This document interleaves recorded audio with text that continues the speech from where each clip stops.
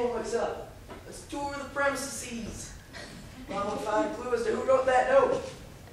Maybe we'll find the villain working upstairs. Come on. I'll come too, Inspector. No! You make sure everyone stays in this room. You mean like a deputy? Yes, Mrs. Cook, like a deputy. I won't let you down, Inspector. Whatever you say, Inspector. I am a colonel in the army. Surely I am better qualified than a cook to be deputy inspector. I'll make you my deputy, Colonel Mozart. You can be deputy. If that's all right with the inspector. That's fine. I am honored, Mrs. Cook. Can I go into the kitchen and make coffee for people? Yes, it's a good idea. I'll make sure all is well in here while you're in the kitchen and you're upstairs. All right, thank you. Ready, Miss Greer? I'll make sure the way is clear.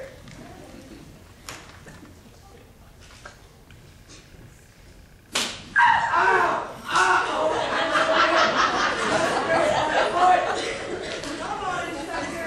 I've got bandages in the back. It's all right, everybody. It was just the inspector raising his foot. I'm deputy inspector. We're all to stay here, not to pen. I'll get coffee started.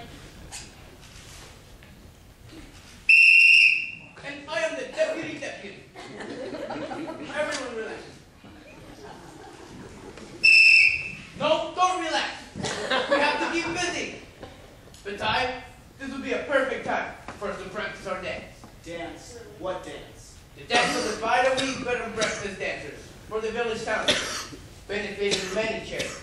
Yes, as we say in the show, the show must go on. But I don't know how to dance. I understand that, Letty. That is why I will dance up front, the rest of you dance behind me, doing very simple steps. I'm not dancing. It's not even light up yet. You will dance, Daddy. Or I'll love with Bernard. Or maybe I'll love with Lenny. Or Dr. Pills. Oh. Yes. Where's Bernard anyways? All right, people? Enough chit-chat.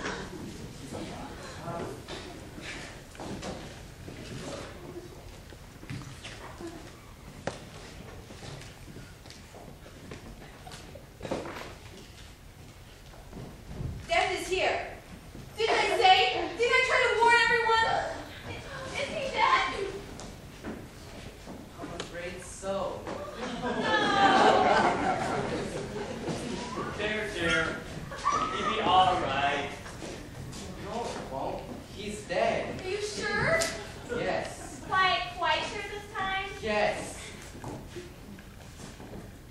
He's a vine. He can be very still. He's dead. Dead as a doornail. Dead as a box of rocks. Dead, dead, dead. I think that's very disrespectful. I'm sorry. I'm just tired of being second guessed here. All right then, Miss Wallaby. I think we know what we have to do. Girl guides, always at the ready, willing, strong, and steady. The person who did this is in this very house. I don't know how they did it, but they did it right under our noses. Oh, they're tricky and dangerous. Lenny, go get the axe from the woodshed and wait in the kitchen with Mr. Butler. Wallaby and I are going to search the house. The rest of you stay here. Shouldn't we just tell the inspector? We're helping the inspector. We both have merit badges and sleuthing from Girl Guides.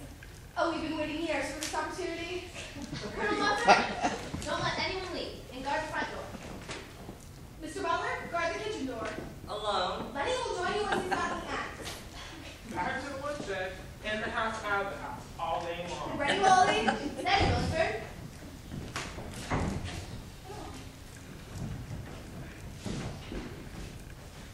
This isn't right. We just interfered with the crime scene. Put the couch back where it was. I'll get the inspector.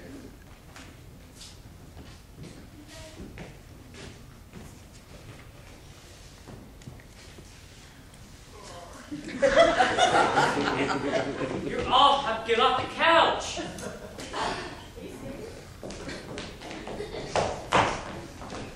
Ready? Stop. Okay, move back. Back, more. Good.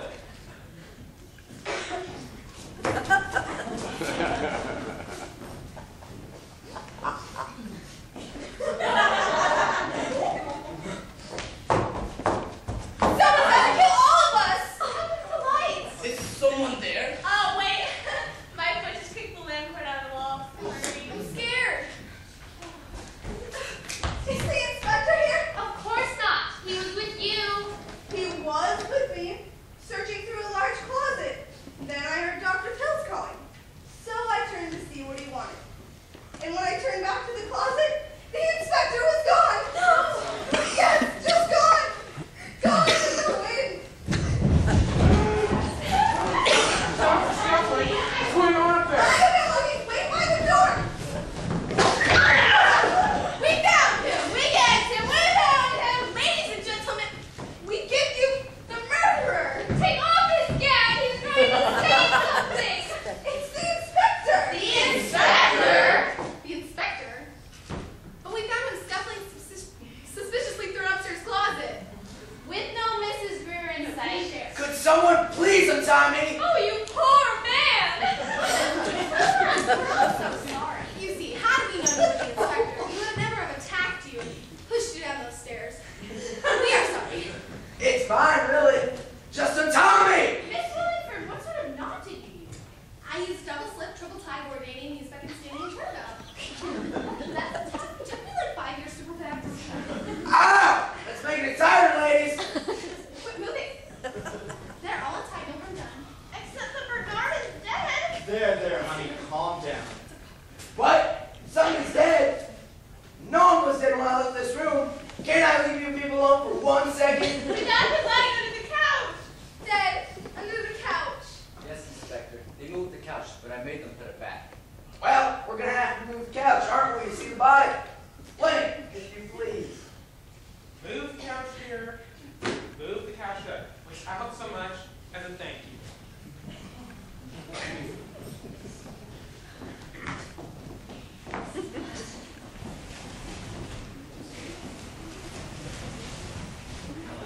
There's nobody there. Of course there was a body there. I saw it with my own eyes. As you can see, Something happened in the dark. Somebody moved the body when Moxie pulled the cord out of the wall.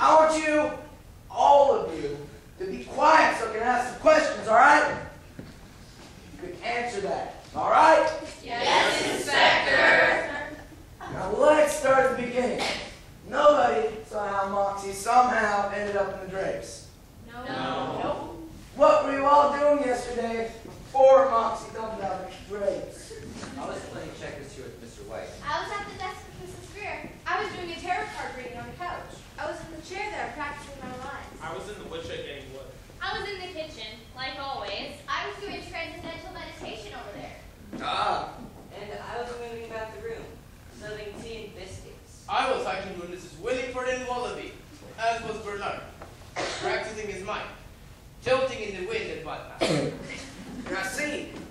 And when's the last time anyone saw Bernard? Wait, do you mean when he was dead or when he was alive? When he was alive. Last night. I think. Nobody saw Bernard get murdered. No. Nobody saw a dead body somehow get up and leave the room. A window! And a sheer drop to the sea. We had a brief blackout, Inspector. During that time, someone could have thrown the body out that window. Yes! The body was thrown out the window. In the dark, it rolled down the cliffside and into the sea to be washed away by the thundering wind. Could you all be a little more sensitive, please? I just lost my fiance. The man to whom I confided everything. The man I was going to spend my life with. The man I almost lost a French chateau over. I am sorry, Vivian, but we have to be tough. Suck it up! Walk it off! You're insane! Solve the mystery. Who hypnotized Moxie? And who killed Bernard? And who got rid of the body? We have to find the motive. Who here has the motive? Who here has the motive to kill Bernard the mine? Mr. Fitzcharlton said that he would let Riviera marry Bernard over his dead body. He has motive to keep Bernard from marrying his daughter. I'm innocent. You are choking him. Mr. Fitzgerald, do you have anything to say? Pack your bags, Inspector. You're fired. Daddy, stop. You can't just fire people that don't even work for you. Listen, everybody. Of course Daddy's innocent. Dr. Pills was in love with me. He killed Bernard. What? I'm innocent. Lenny was in love with Riviera. Maybe Lenny killed him. Oh, Lenny. Now why would you go and do a thing like that? She's hardly worth it. I didn't. But I did hear Pt.2 wanted to get even with Bernard. The time. I didn't do it. The father did. No, I didn't. The father always does it. In the movies. This isn't the movies, Inspector. I'm innocent. The time. Getting for what? Yes, what? Brace yourself, Riviera. Bernard has been in love with me for months. What? That's a lie. Interesting. In Bernard's room, I found pages and pages with nothing but Bataille's name on. Oh, I remember doing that with the late Mr. Greer. Filling up pages of my diary with nothing but his name. Oh, that's very romantic. She did it herself. He wasn't in love with me. No, I didn't. In London for months, Bernard followed me around. Everywhere I went, there he was. He was such a fan. What started out as an adoring fan blossomed into such a pure love. He was always a gentleman, always taking my picture. He must have a room full of walls covered with pictures of me. And then he followed me here, where he asked me to marry him, in the same romantic way he did with you, Riviera. Down with me in the language of mine, the language of love. You got it. Deceitful, two-timing Bernard. Well, that solves it. Riviera killed him out of jealous rage. No, I didn't. I didn't know he loved Pt.2. These tissues are behaving oddly. A camera! And a peephole.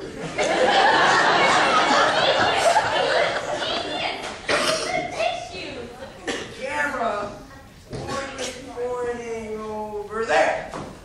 That's where I sat while I studied my lines. Practiced my karate. He loved me still. I knew it. That two-faced lying Don Juan. I found a letter in your room, Pt.2. A letter informing you that Undercover Actress in Asia was dropped. Undercover Actress in Asia was your show, so that's what they dropped for my big fat obnoxious trainer. Which is my show. Sorry about that, Ty. That show was... What? Did I didn't kill him. Lenny, I noticed you have the key to the woodshed on your key ring, meaning, I presume, that it's locked. Yeah. And when I came here last evening, you did not have it on your key ring, meaning, I presume, that it was not locked. No. I demand to know why we are talking about keys when there's a murderer amongst us. Let the inspector interrogate. When did you lock the woodshed? When I went to get the axe, after we found Bernard's body. Which means, Bernard isn't dead. He's in the woodshed as we speak. Deputy Colonel Butler, go to the woodshed and bring Bernard back here. Can I take your gun? Better not. Only trained professionals can handle a gun. But I am retired army. Off you go, quickly. All right. I'm taking the axe. You're going to look very foolish, Inspector, if he comes back without Bernard. Mrs. Peabody, I found a tabloid magazine in your room. Well, I can't think of how it got there. I'll read that trash. In it was an unflattering series of photographs of Pt.2 beating a seagull senseless with her handbag. That stupid bird attacked my sandwich. Then it attacked me. How does it feel to be attacked by a bird? I'm sorry. Yes, Bernard! It was Bernard who set up that camera which has been taking video of you all week. Bernard, how could you? Bernard the mime hypnotized Moxie, putting her in the drapes and setting that note on her to set up an atmosphere of terror throughout the house. Bernard, how could you? Bernard the mime then climbed out that window, his physical mime training enabling him to cling to the cliffside and not fall to his death. Then he ran along the seaside and got behind Colonel Butler, Miss Wallaby, and Miss Willingsburg, joining them on their hike. That could have happened. When we asked him where he'd been, he didn't say anything, as he never does. We just assumed he came from the other side of the hill. On his way, Bernard noticed that the woodshed was once again unlocked. How could I walk the woodshed with my arms full of wood? And then at some point in the night, Bernard ducked under the couch and feigned dead. Bernard, from the techniques of Guru Maharaja Mavisha Samahiva that I taught you? Shame on you, Bernard. Bernard went into a deep trance, lowering his pulse. And then, when you moved the couch back over him, he climbed out that window and into the woodshed. He was there when you got the axe, Lenny. And when you locked the woodshed, you locked Bernard inside. I'll kill him, that teardrop painted Lothario. Let me kill him.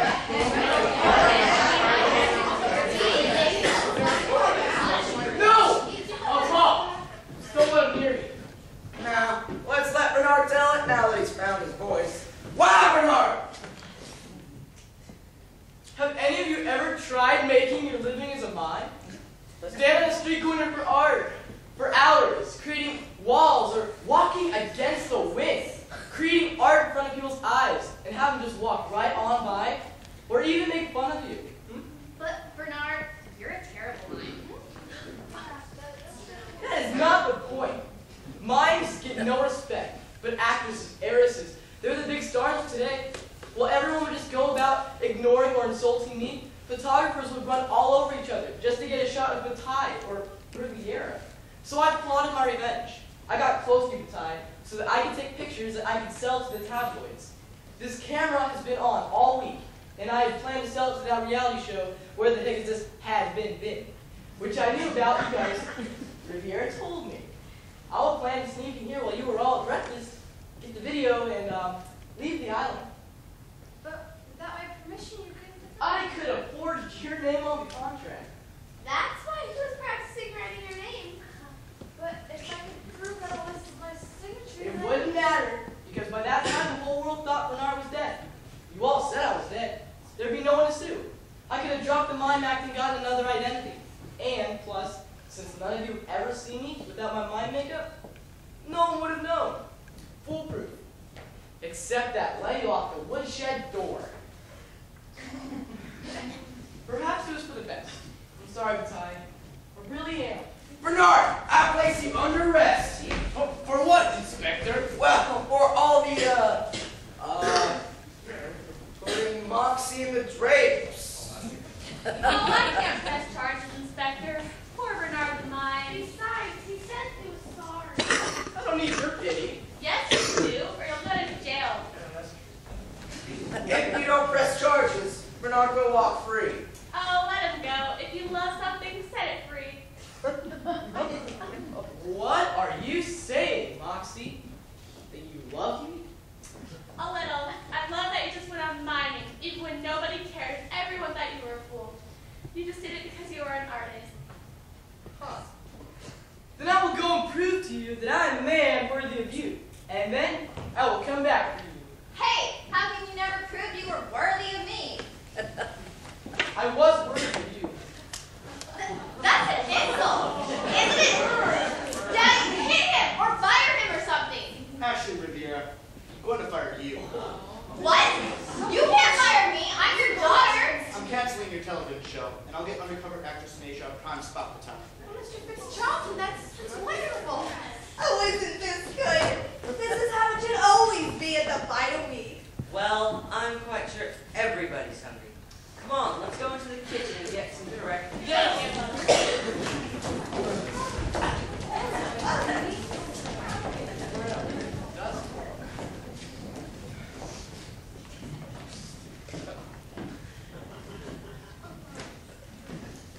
And so, another mystery solved, thanks to logic and intelligence. Aren't you coming, Inspector? All right there, Agnes. And to borrow a line from the incomparable bard, all's well that ends well.